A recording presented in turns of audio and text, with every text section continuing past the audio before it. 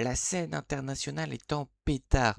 Rocio, la première femme en finale mensuelle, Psycho eSport se sépare, Klaus au cœur d'une polémique, un monthly qualifier à multiples rebondissements et un seul ticket d'or. Bonjour à tous et bienvenue dans la caserne.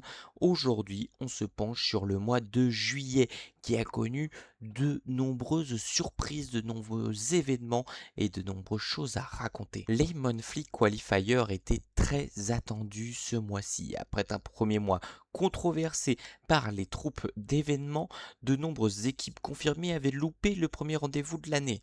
Mais sans les Bromwich, les compteurs étaient remis à zéro. Regardons maintenant qui sont nos 8 qualifiés pour la finale mensuelle de juillet. Du côté du upper bracket, deux équipes se démarquent directement. Enosis qui sortira Creo Sport ainsi que P7, deux très belles équipes habituées du top 20 mondial. De l'autre côté, Ice Cream Bro, une team de réels outsiders qui s'est frayé une place en finale de Upper en battant Ripotid Gaming ainsi que Team Diablo. Après un match très serré, ce sera finalement Enosis qui s'impose sur le score de 12-12 avec un 2 star 65% de la part de Slore qui coûtera malheureusement la victoire à Ice Cream Bro. Le bracket numéro 2, les champions du monde en titre ont une revanche à prendre et démarrent fort avec un 14-10, puis sortent Golden X et affrontent Transcendance, équipe finaliste de juillet, qui s'inclinera également sur le score de 12-11. Tribe Gaming se retrouve face à mon équipe Win or Die, qui de son côté sort un très grand match face à Team Electros qui les avait éliminés le mois dernier, 14-9.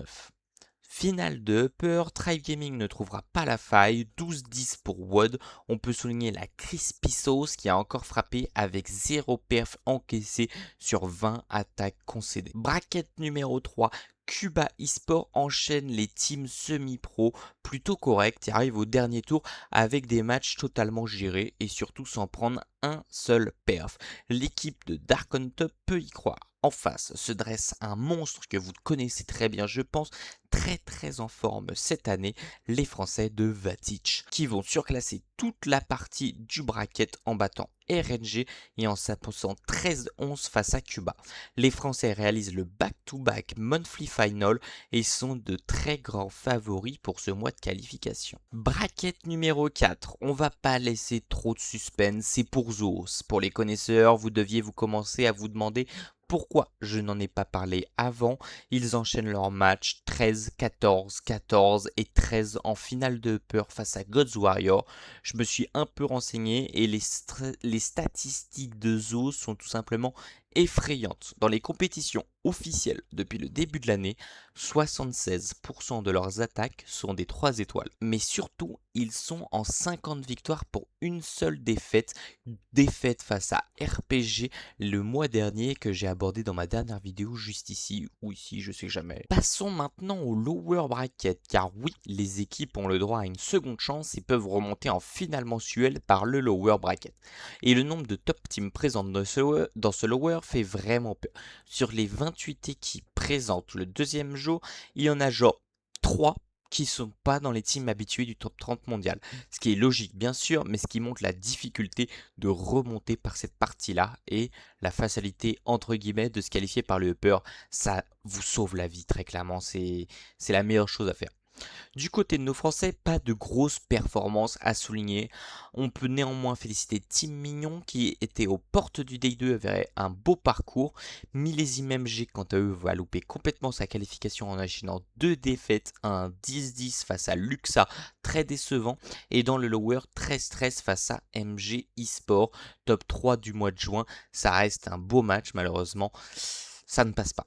Sorcier et son roster Saturn passeront également à côté au même titre que Team Electros. Ces 3 équipes ne seront donc pas présentes au deuxième jour et c'est vraiment dommage pour nos Français. Première finale de Lower Bracket, Tribe Gaming ayant fait une finale de Upper descend directement à ce stade-là du Lower.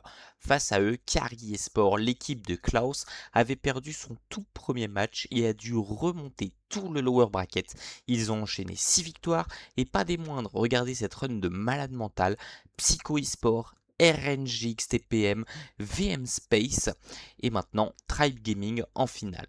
Un match tournant grandement à l'avantage de Tribe Gaming avec un one star 73% de la part de Zetkin dès la deuxième attaque.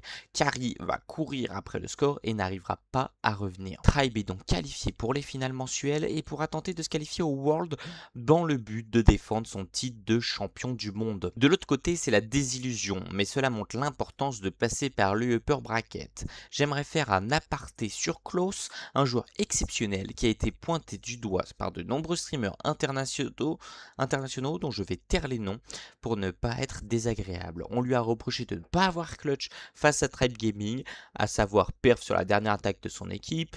C'est allé assez loin car le joueur a dû se justifier sur Twitter en disant qu'il était tout simplement le joueur avec le plus de perfs sur le mois de juillet au monde, c'est-à-dire toutes les équipes.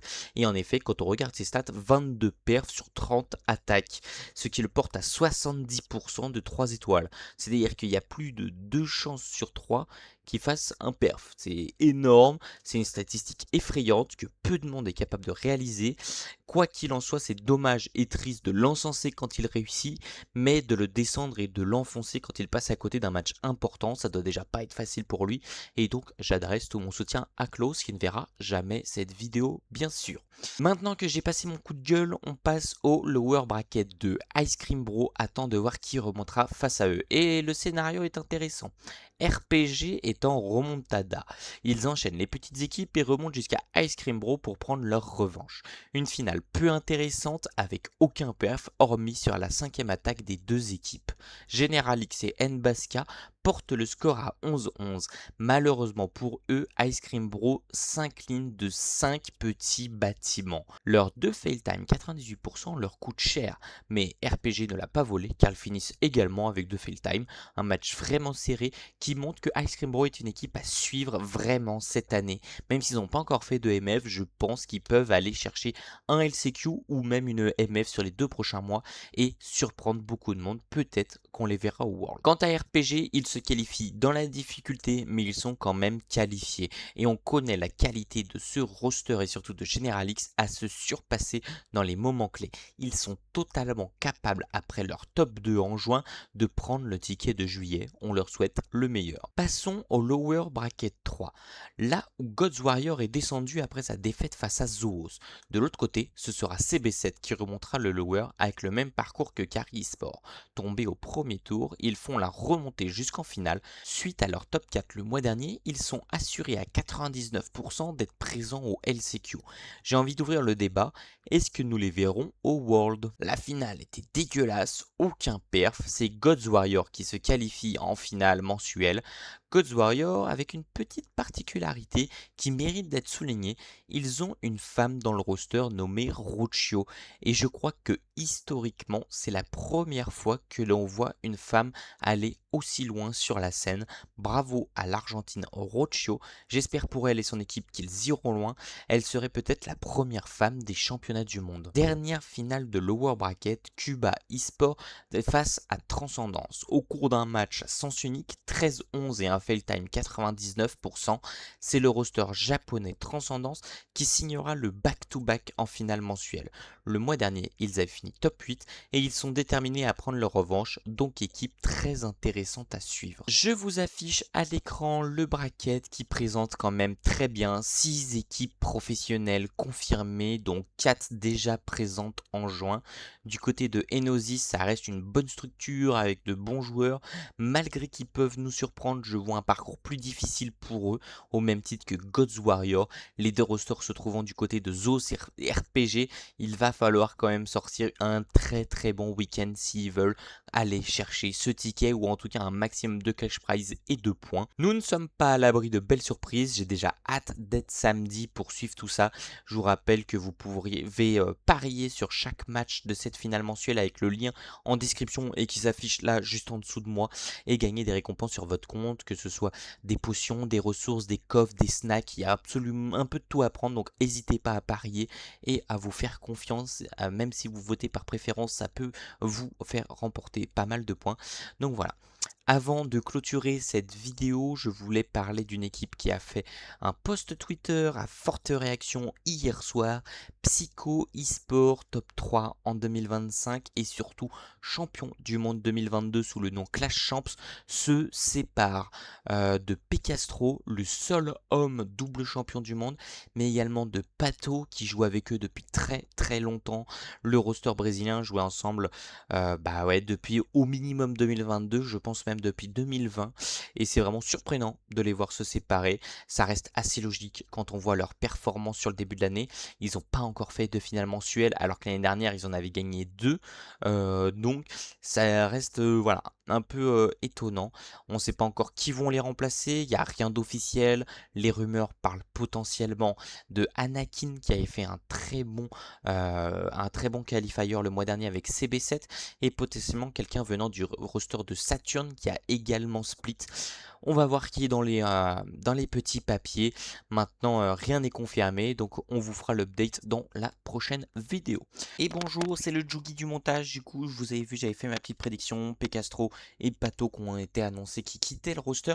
Et du coup, on a bien Anakin de CB7 qui va remplacer l'un des deux, sûrement Pato du coup en fin d'attaque, et plutôt Achilles, un opener venant de Saturn pour remplacer Pecastro qui attaquait en premier. Donc ma prédiction de CB7 et Saturn était juste, les deux rosters qui vont split. Ça va être très intéressant. J'ai hâte de voir en août le roster de Psycho eSport. Je vous laisse bien sûr vous abonner, commenter, partager, liker cette vidéo si elle vous a plu, ça me soutient énormément.